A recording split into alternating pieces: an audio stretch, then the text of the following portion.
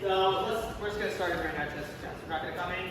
So from here, what I'm gonna look to do is I'm gonna do a side step, and I'm gonna place my ear on the outside of the underhook, and I'm just pivoting out here. So as I do this, I'm now gonna drop my hands.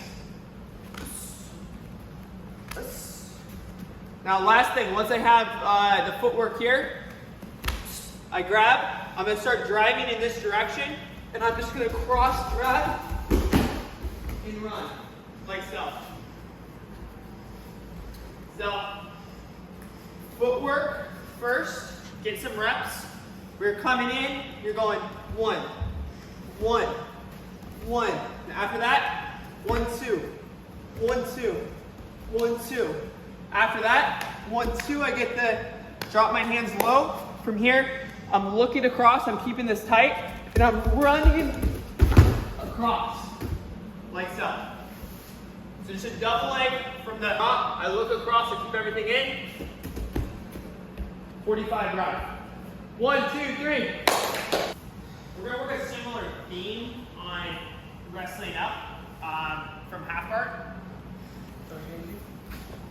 So we're gonna start off in a half guard scenario where one knee is gonna be down, just right here, both knees down, looking like so. So initially when we're starting off, you guys can work just good defensive principles where you have your legs locked, you have a cross shoulder frame.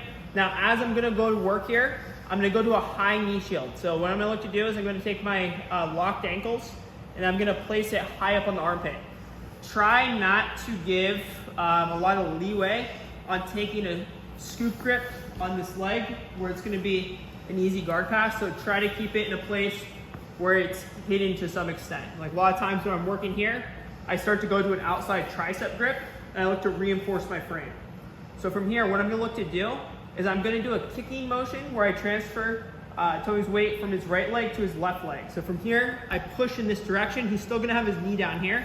And then as I do this, I'm gonna pummel my elbow in and I'm gonna pendulum my left leg forward, like so. From there, I'm bringing my ear to his heart and I'm elbow propping on the side. Now from here, what I'm gonna look to do is I'm gonna do a foot pass off. Everybody on the back side here.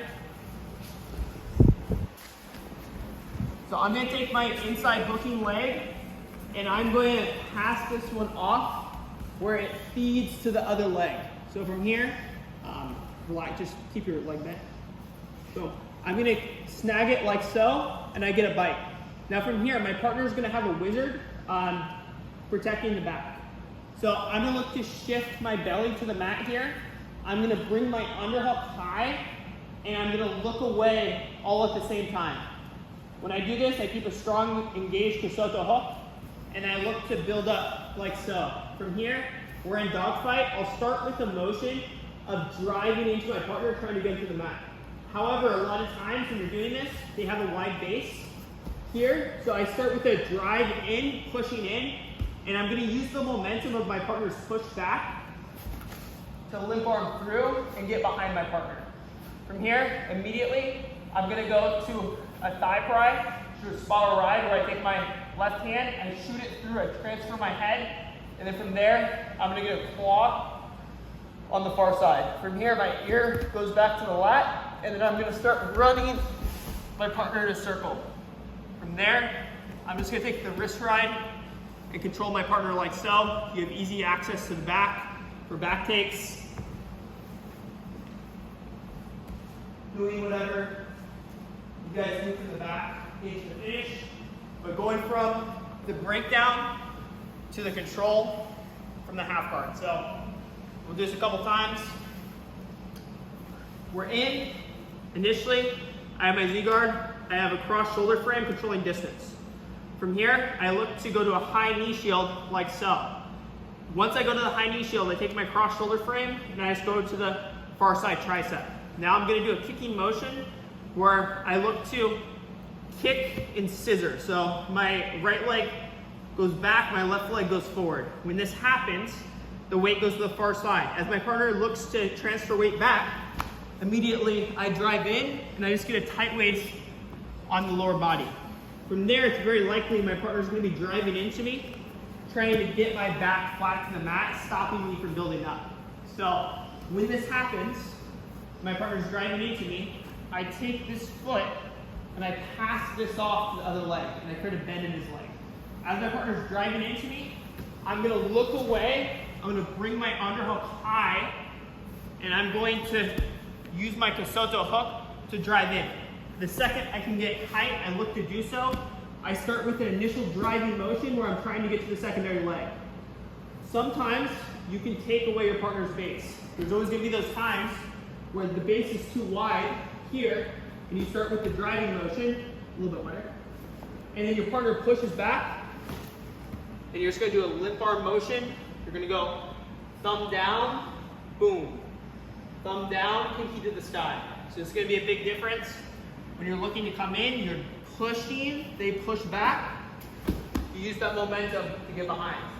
From there, immediately, I get my thigh pry deep, I get a claw, and I drop my shoulder below the armpit. From there, I'm just gonna look to run my partner. They can either be like they are with their hands out, or they can be internal. Either one works well. From there, I'm gonna start with my spiral ride, where I circle, then pry out. From there, immediately, I go to a wrist ride like so. I look at throwing my top hook, and I keep my claw ride on the other side.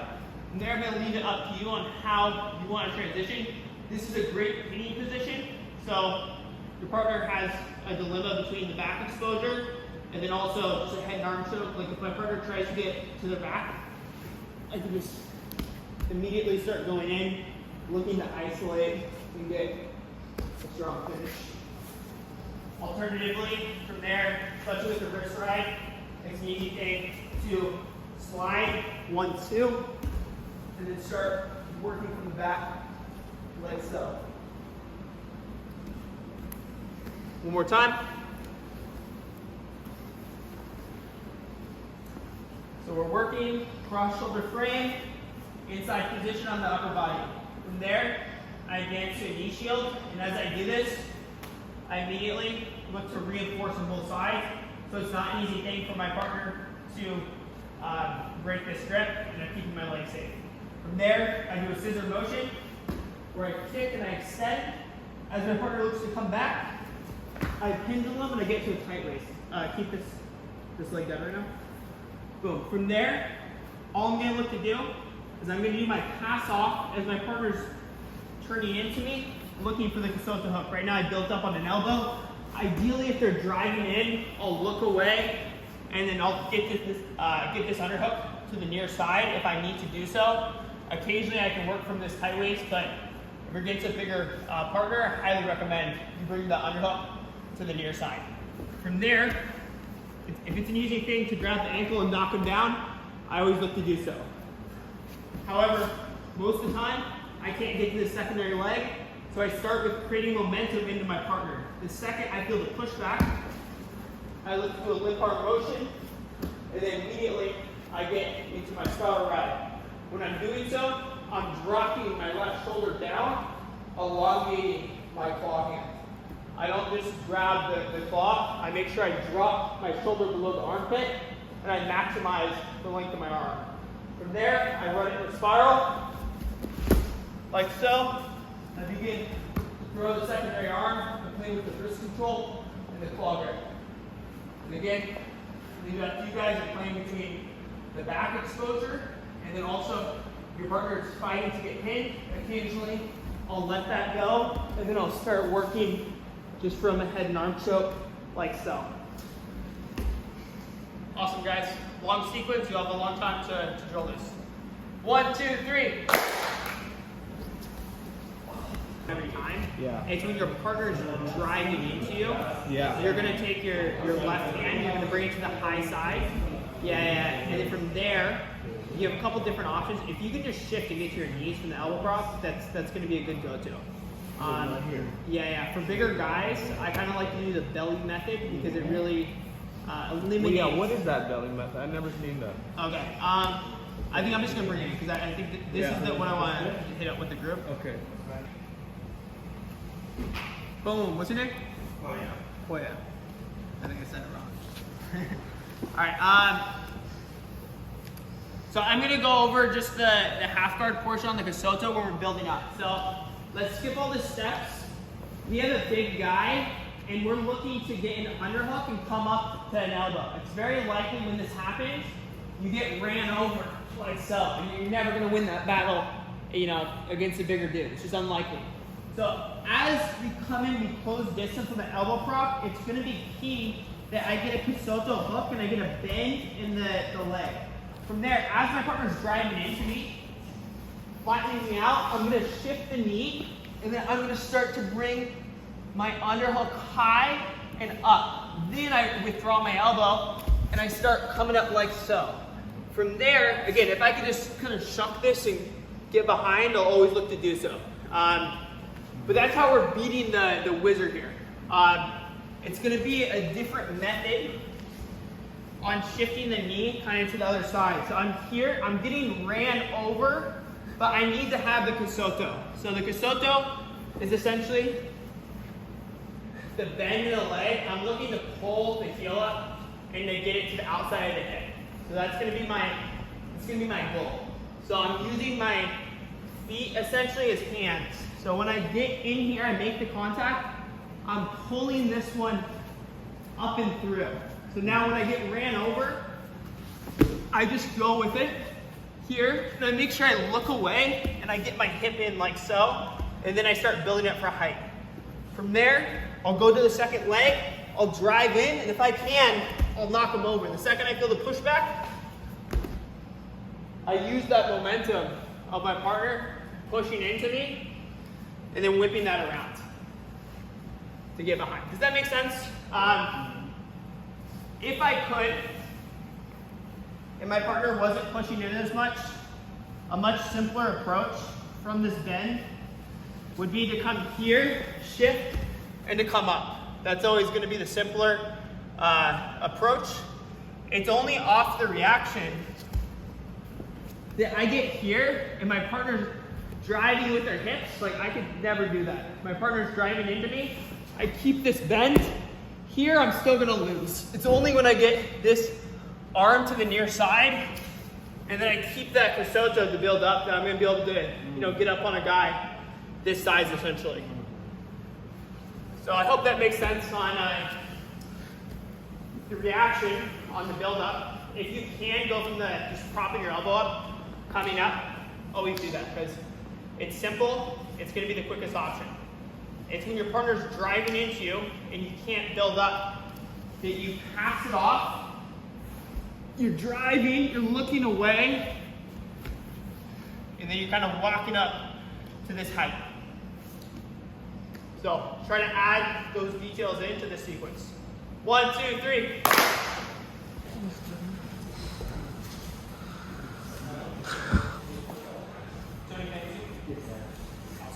So we're going to continue to look at half guard and just a different reaction where we can't get this bend in the leg and we're dealing with just a straighter leg. You know, some people in the room, I see a straighter leg and it's just a hard thing to snag this up and create a bend because they're straightening it out.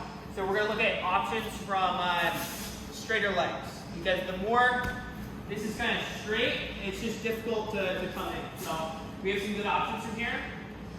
We're going to start off with half guard. I'm going to have my knee shield and my ankles connected.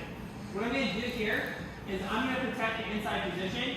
I'm going to shoot my leg forward and I'm going to kind of bait my partner into me. So when I feel my partner driving into me, bearing weight on my cross shoulder frame, what I look to do is I take away my knee shield and I block my head like I'm using a high guard. So my partner's going to drive into me. Boom, I protect the inside position here. And what I'm going to look to do is I do that same initial motion where I look to get this pass off. But for whatever reason, I feel like it's just a little straighter and I can't really connect the bend. So I throw this over and then I go to a lockdown here. So now from the lockdown, what I'm going to look to do is I have a couple different options, but I'm going to pummel my elbow and I'm going to look, beat chest chest. I'm going to pummel my elbow in and then I'm going to get an underhook like so. From here, I'm going to start with the action of pulling my knees up to the sky. From there, as my partner bases on his hands, I just let go of this and I bring my ear right to the lat on the side and I have a couple different options If my partner's building it for height, I'll take my claw and I'll go to a wrist, and I'll look to come up like so. From there, I'm just gonna have you guys stay on that spiral ride. If you can, and your partner's not building it for height, you can just switch. You can kind of transfer the legs, coming up like so. So now, as we look to go, we drop that shoulder for length. We turn our thumb into this, to the thighs. I'm turning this in, internal rotation here. And then I begin to drive weight on my toes. From there, I walk, and I get them to the side. From there, I collect. I can go double wrist control initially. Make sure I get a strong pass off. I'm doing the same kind of motion where I'm dropping this low, and I'm coming in. From here, I'm playing a dilemma between the back take and then the mount. Generally, I'll try to go any direction my partner wants to go. So if my partner is looking to fight their shoulders back to the mat, I'm gonna let go of this wrist ride. I'm gonna begin to connect my grip low. I'm gonna look to move my elbow high, and then from here, I drop my hip in alignment, and I look to sink down on just a head and arm choke. So, just from this position here, off the reaction, off the wrist ride, boom, I come in, I got here, I feel like my partner's fighting really hard that way, they're trying to get that. So I'm gonna let them go this direction. They're bringing their back flat to the mat.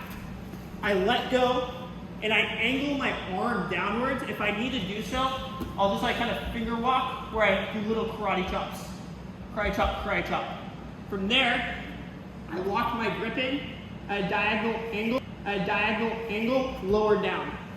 Initially, I can have my elbow facing downwards, but as I get my head to the mat, I look to angle it upwards, so if my partner looks to bridge into me, it's difficult.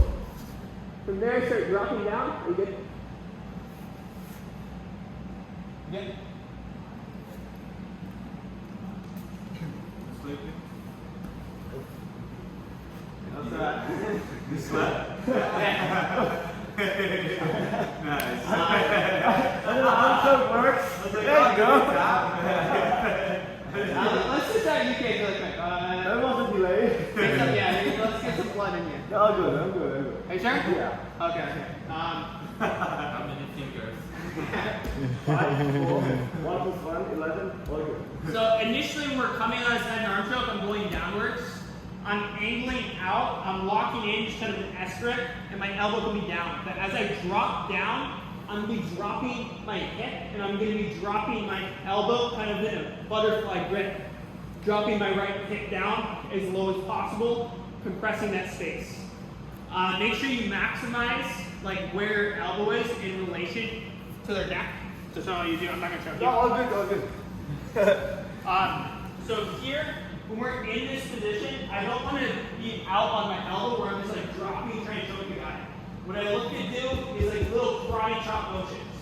So now my elbow is in alignment with their karate artery.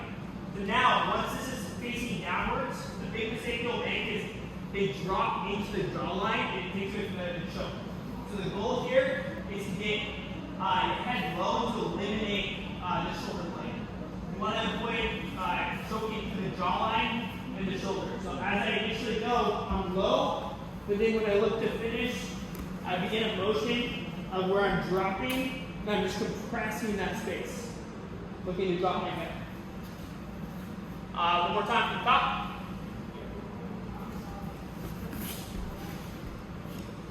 Okay, so we're here, we have our rangefinder. I feel my partner driving into me. I go high and I relinquish my knee shield. From there, I look to do a pass-off motion. For whatever reason I feel like this leg is extended, I look to take a lockdown where my ankle comes over my ankle on the inside. From here, I'm going to pull with my knees and I'm going to pummel my elbow in for the underhook. If I can take the secondary underhook, I'll look to do so, but it's certainly going to be fairly hard initially. So I'll just stay on the bicep. Now from here, what I look to do is I pull my partner overhead, I lift with my arms and my knees. From there, as my partner bases with their hands, I let go, and then I look to come to the side, gluing my air in. For whatever reason, at any time, if I have issues switching my hip and I feel like my partner is building up from hip height, like move your hips up, just straight, yeah. So if I feel like my partner is building from hip height and trying to come across my hips, I need to let go of this quad grip. So what I do here is when I feel them building upwards, I let go and I build up with them. Sorry, placing their hand to the mat. If I can, I'll just stay here, switch my hips and come up. But there's going to be those times where you're going to have to find the hand and look to build up like so. Just switch sides. So from here, we're going to base, 1, 2. We're going to get on our toes and we're going to run in a spiral. Like so. From there, immediately, I throw this over and I look to push my partner forward. If your partner's on a hand, no worry. I'll go on your hand. On your hand. Yeah. I can look to drive in and get that same style where I get the 2-on-1 first and then I come into the claw. From there, again, we start with forward drive and we play a dilemma between the back take, which is, it's great, and then the mount. So when I feel like my partner's going this direction, I'm using that karate chop motion. I pummel this to the outside. I look to get a downward facing elbow. And then when I'm ready, I bring my elbows up and then I shoot my left hip down looking to finish. Awesome. Last sequence of the day. 1, 2, 3.